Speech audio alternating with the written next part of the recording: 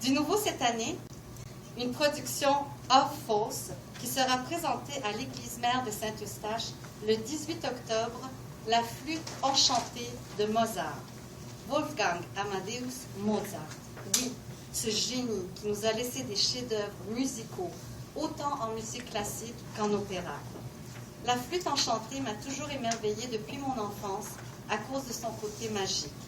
J'encourage les familles à venir avec parents et enfants, car la flûte enchantée, tel un conte de fées, nous dévoile des univers fascinants où se mêlent princes, princesses, reines et rois, les animaux et la magie.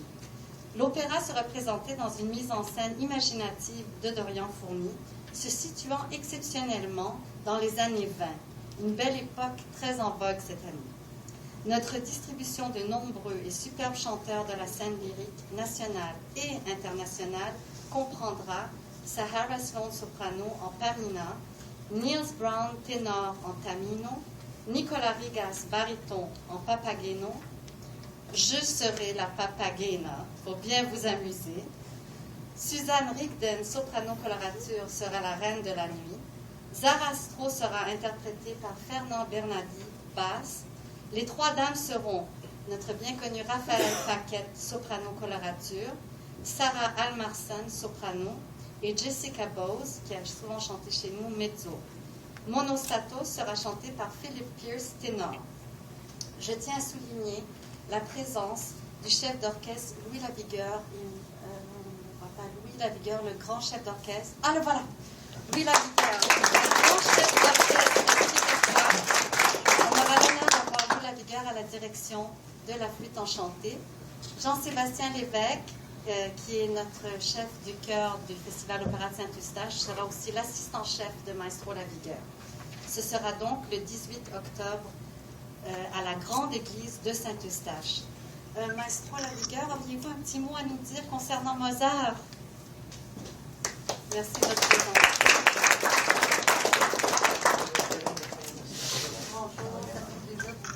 Mesdames, Messieurs, bonjour. Plaisir d'être parmi vous cet après-midi pour l'annonce de ce festival et évidemment de cet événement auquel je suis mêlé de façon toute particulière le 18 octobre prochain. Mozart, là vous en avez déjà glissé un petit mot, c'est un opéra dans lequel il y a plusieurs lectures qui sont possibles. Il y a la lecture évidemment de la magie, de la fantaisie. Il y a également la lecture maçonnique de ce combat entre le bien et le mal, entre le discours entre la noirceur et la lumière et ceux qui la recherchent, mais bien sûr agrémenté de ce côté un petit peu fabuliste avec l'histoire un peu rocambolesque de Papageno. Donc il y a là une lecture possible à différents niveaux et pour différents âges. C'est pour ça que c'est un de ces derniers opéras que Mozart nous a légué, parce qu'il a été écrit, il a été composé, il a été donné l'année de sa mort, 1791. C'est un opéra qui est aussi attachant et qui figure certainement parmi ceux que je considère comme les plus grands opéras qui aient jamais été écrits. C'est un événement auquel je m'associe avec beaucoup de plaisir, ayant pris contact avec le festival déjà quelques années. Je connais là depuis également plusieurs années, puisqu'elle était étudiante au Conservatoire de musique de Montréal, où je suis toujours chef d'orchestre et chef de chœur.